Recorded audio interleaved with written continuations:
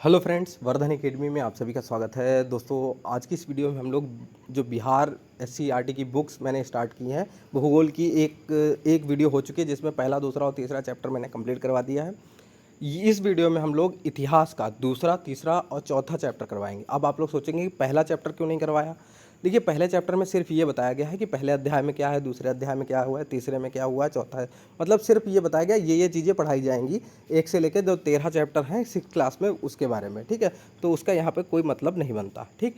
और जो इंपॉर्टेंट चीज़ें हैं सिर्फ उसी के बारे में बताया जाएगा। इस समय एनसीईआरटी या एससीईआरटी नहीं पढ़ाई जा रही है।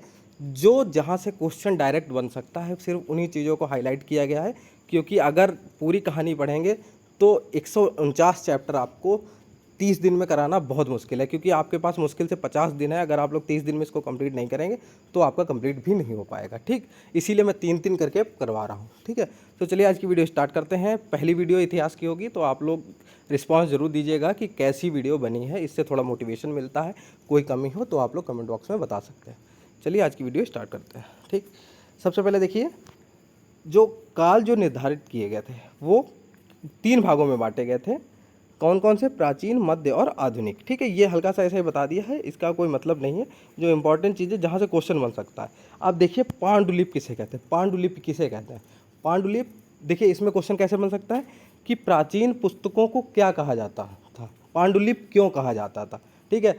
तो ये हस्तलिखित होती थी। यहाँ पे साफ साफ लिखा है, पुस्तकें हाथ से लिखित होने के कारण पांडुलिपि कही जाती थी। ये पांडुलिपियाँ किससे बनती थी? ताड़पत्र अथवा भोजपत्रों पर लिखी जाती थी। ताड़पत्र या फिर भोजपत्रों पर, ठीक है। क्वेश्चन सीधा सीधा बन सकता है इससे कि पांडुलिपि किसे कहते हैं, ठीक है। जो हस्तलिखित किताबें होती थी उनको पांडुलिपि कहा जाता था। और ये बनती किससे थी? ये लिपियाँ जो है वो ताड़पत्रों एवं भोजपत्रों पर लिखी जाती थी, ठीक है। अब देखिए आगे है पटना की खुदाबख्श लाइब्रेरी। ये चीज़ आप लोग इसलिए याद रखिए। देखिए, जो बिहार के कैंडिडेट हैं उनको लगभग लोगों को पता भी होगा, ठीक। लेकिन जो अदर स्टेट वाले हैं उनको ये चीज़ें एकदम से याद रखनी होंगी, क्योंकि बिहार स्पेशल से भी क्वेश्चन कुछ नहीं तो टोटल 120 नंबर में से 20 क्वेश्चन कम से कम ये मान के चलिए कि बिहार से पूछे जाएंगे। तो यहाँ से भी उठा के पूछे जा सकते हैं, हिस्ट्री से भी, ठीक। जैसे पटना की खुदाबख्श लाइब्रेरी एवं पालीगंज स्थित भरतपुरा के गोपाल नारायण सिंह सार्वजनिक पुस्तकालय में ऐसी अनेक पांडुलिपियाँ सुरक्षित हैं। क्वेश्चन ऐसे पूछा जा सकता है कि बिहार में कौन से इन 2 स्थानों पर पांडुलिपियाँ सुरक्षित हैं। ऑप्शंस दे दिए जाएंगे, आप लोग आता होगा तो सही हो जाएगा, नहीं तो छूट जाएगा आपका, ठीक है। तो ये कौन कौन सी 2 जगह हैं? एक है खुदाबख्श लाइब्रेरी पालीगंज, ठीक है। पटना की खुदाबख्श लाइब्रेरी, और पालीगंज की जो भरतपुरा में है वो है गोपाल नारायण सिंह सार्वजनिक पुस्तकालय। आगे देखते हैं, अभिलेख किसे कहा जाता है? अभिलेख पत्थर अथवा धातु की सतहों पर नुकीले औजारों द्वारा उत्कीर्ण किए होते थे, ठीक है, ठीक। आगे देखते हैं, डॉक्टर स्पूनर ने, यहाँ पर देखिए, डॉक्टर स्पूनर ने पटना के कुम्हरार, ठीक है, नामक स्थान में खुदाई द्वारा चंद्रगुप्त मौर्य का राजमहल के स्तंभ निकाले हैं। इस खुदाई में सोने के बैलों के टुकड़े प्राप्त हुए हैं। इससे मगध साम्राज्य की समृद्धि में भव्यता पर प्रकाश पड़ता है, ठीक है। ये क्वेश्चन आ सकता है कि मगध साम्राज्य के बारे में जानकारी कहाँ से मिली, कहाँ की खुदाई से? तो ये कहाँ से? कुम्हरार नामक स्थान कहाँ पर है? बिहार में, ठीक है। और किसने खोज की थी? स्पूनर ने, ठीक है, पटना के कुम्हरार में, ठीक है। आगे देखते हैं, सिक्के शासकों द्वारा जारी किए जाते थे जिस पर राजकीय चिन्ह, धार्मिक चिन्ह या कोई लिपि अंकित होती थी। सिक्कों का अध्ययन मुद्रा शास्त्र कहलाता है। सिक्कों का अध्ययन मुद्रा शास्त्र कहलाता है, ठीक है। आगे देखिए, खुदाई में मिली वस्तुओं के विश्लेषण के समय का निर्धारण करना बहुत महत्वपूर्ण है। वैसे तो समय निर्धारण के लिए कई विधियाँ अपनाई जाती है, लेकिन जो सामान्यतः प्रचलित है वो क्या है? रेडियो कार्बन विधि या C14, मतलब कार्बन 14। मतलब जैसे कि खुदाई में कोई वस्तु मिली, बहुत पुरानी वस्तु मिली, अब उसकी आयु पता करनी है, तो किससे पता करते हैं? कार्बन विधि से, रेडियो कार्बन विधि से हम लोग पता, कार्बन डेटिंग जो है रेडियो कार्बन विधि का C14 से हम लोग इसको पता करते हैं, ठीक। आगे देखते हैं, तिथियों का मतलब, तिथियों के बारे में यहाँ पे जानकारी दी गई है, ठीक है। तो यहाँ पर देखिए, इससे संबंधित क्वेश्चन मुझको नहीं लगता है कि इस टाइप से क्वेश्चन कोई पूछा जाएगा, तो इसको आगे बढ़ जाते हैं इसमें, ठीक है। इसका कोई मतलब नहीं यहाँ पर, बस ये है कि ईसा पूर्व किसको लिखते हैं? ईसा के जन्म से पहले, जिस दिन ईसा मसीह का जन्म हुआ उससे जन्म से कितने दिन पहले वो काम हुआ। ज़्यादातर ईसा पूर्व के बारे में ही ज़्यादातर चीज़ें लिख के आती हैं। भौगोलिक पृष्ठभूमि के बारे में, अब भारत की भौगोलिक पृष्ठभूमि के बारे में थोड़ा जान लेते हैं, थोड़ा सा, इसलिए थोड़ा सा पूरा कर दिया। प्राचीन काल से लेकर अब तक के भारत के इतिहास को समझने के लिए सर्वप्रथम उनकी भौगोलिक रूपरेखा की जानकारी आवश्यक है। भौगोलिक दृष्टिकोण से भारत को मुख्यतः 4 भागों में बांटा गया। ठीक, सबसे पहले पहला भाग देख लेते हैं। उत्तर के पर्वतीय प्रदेश जो तराई के जंगलों से प्रारंभ होकर हिमालय के शिखर तक फैले हुए हैं। इसमें क्या क्या आता है? कश्मीर, कांगड़ा, कुमायूं तथा सिक्किम के प्रदेश सम्मिलित हैं। ये कहाँ है? उत्तर के पर्वतीय प्रदेश है। फिर उत्तर का मैदान जो उपजाऊ भूमि और अधिक पैदावार के लिए प्रसिद्ध है। इसमें सिंधु, गंगा, यमुना और सहायक नदियों से सिंचाई का काम होता है। यह देश का सर्वाधिक उपजाऊ क्षेत्र है।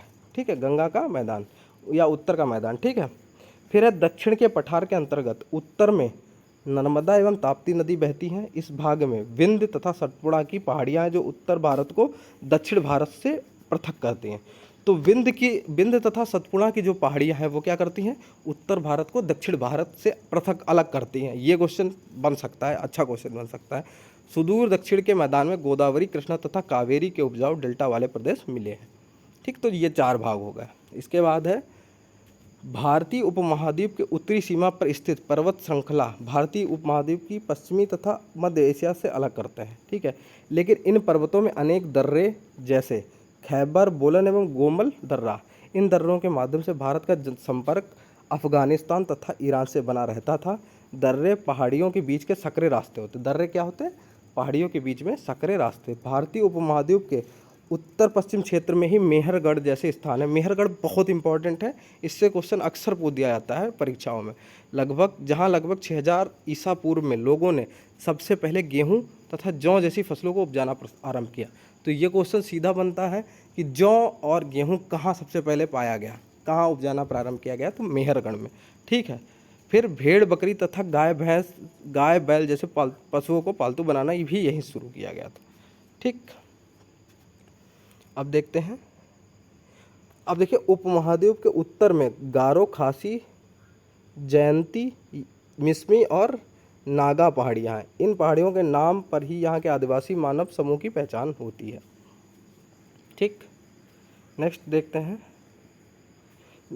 अब देखिए, यहाँ पे लिखा है विंध्य पहाड़ियों के उत्तर पूर्व एवं ब्रह्मपुत्र नदी के पश्चिम में गंगा एवं उनकी सहायक नदियाँ बहती हैं। विंध्य पहाड़ियों के उत्तर में स्थित कोल, डिहवा एवं चौपानी मांडो ऐसे स्थल हैं जहां सबसे पहले चावल, धान उपजाया गया था। तो चावल सबसे पहले कहाँ उपजाया गया था? ये 2 स्थान आप लोग समझ सकते हैं। विंध्य पहाड़ियों के उत्तर में है कोल, डिहवा और चौपानी मांडो। ये दोनों याद रखने हैं कि चावल सबसे पहले। गेहूँ के बारे में तो मेहरगढ़ में हो गया, चावल के बारे में ये है। ठीक है, आगे देखते हैं। उत्तर भारत में बहने वाली नदी गंगा के दक्षिण का क्षेत्र प्राचीन काल में मगध नाम से जाना जाता था। ठीक है, मगध काफ़ी इंपॉर्टेंट है। देश का नाम कैसे पड़ा, इसके बारे में थोड़ा जान लेते हैं। हम अपने देश के लिए प्रायः इंडिया तथा भारत जैसे नामों का प्रयोग करते हैं।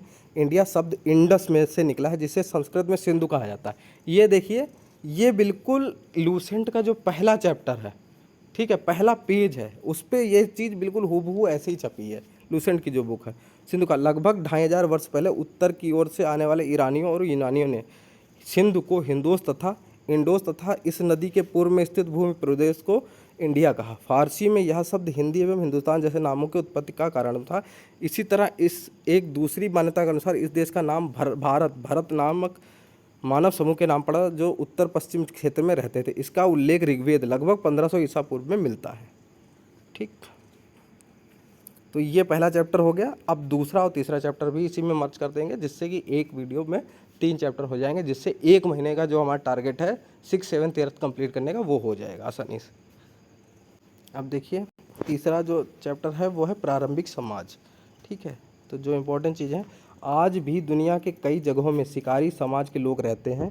भारत में केरल, आंध्र प्रदेश और मध्य प्रदेश तथा झारखंड आदि प्रदेशों में ऐसे लोग रहते हैं। तो भारत में जो शिकारी समाज के लोग हैं मुख्यतः कहाँ पे रहते हैं? केरल, आंध्र प्रदेश, मध्य प्रदेश और झारखंड में। ठीक, फिर देखिए, प्राचीन काल के जो मानव थे वो कहाँ रहते थे?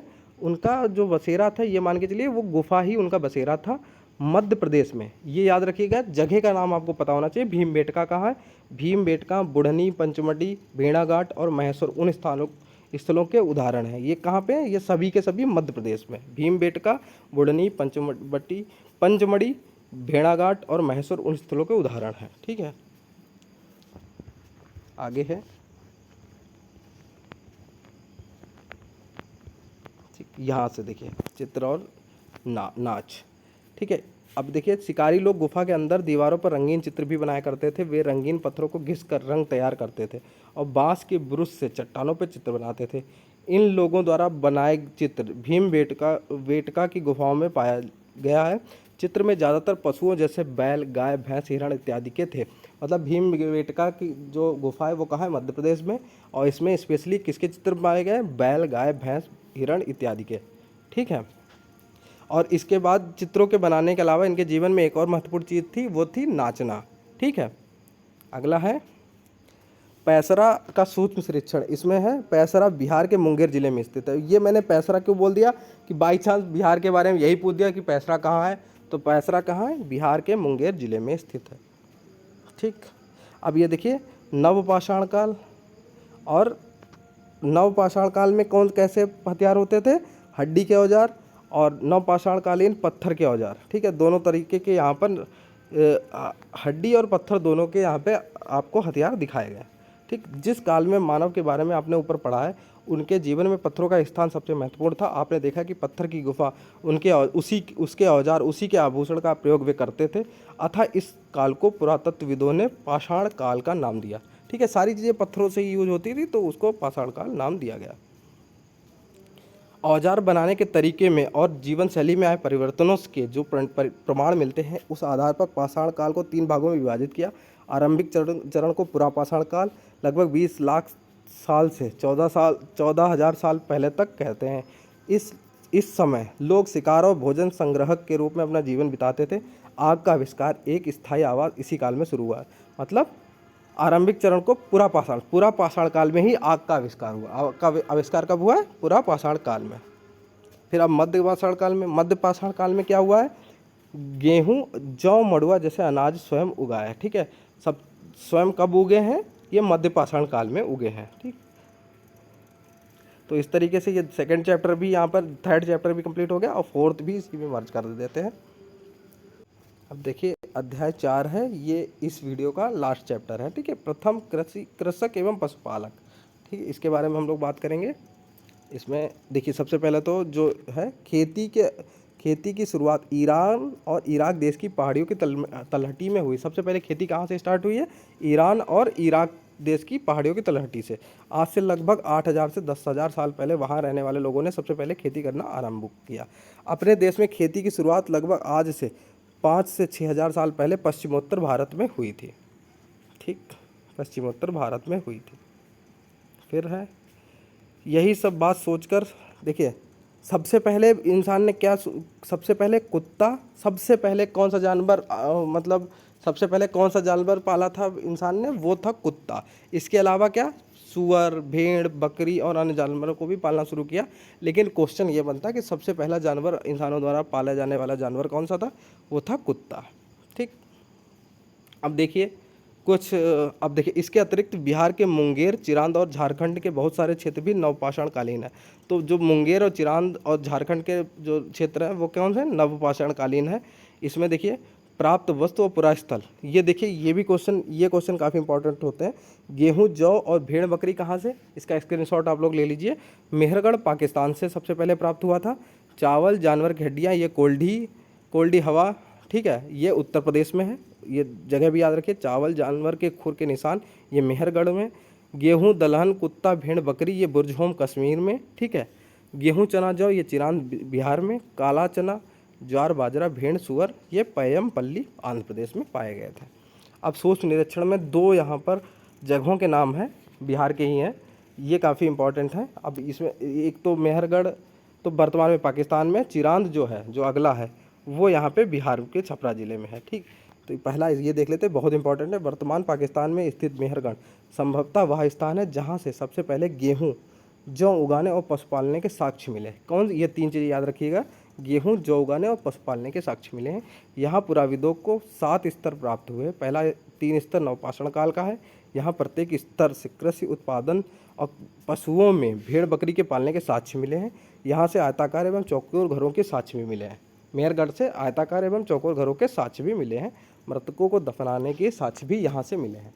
तो ये सारी चीज़ें मेहरगढ़ से मिली हैं। मेहरगढ़ बहुत इंपॉर्टेंट है, ठीक। अब चिरांद इसलिए इम्पॉर्टेंट है क्योंकि ये बिहार से संबंधित है, ठीक। यह पूरा स्थल बिहार के छपरा जिला में है। चिरांद कहाँ है? छपरा जिला में। यहाँ से 3 स्तर मिले हैं।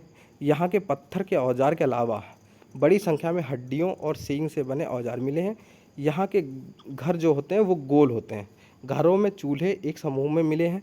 मिट्टी के बर्तन काफ़ी सुंदर हैं जो काले काले रंग के, काले काले, नीले, लाल, धूसर रंग के हैं। यहाँ से गेहूँ, धान, मसूर के साथ में मिट्टी के खिलौने भी मिले हैं, ठीक।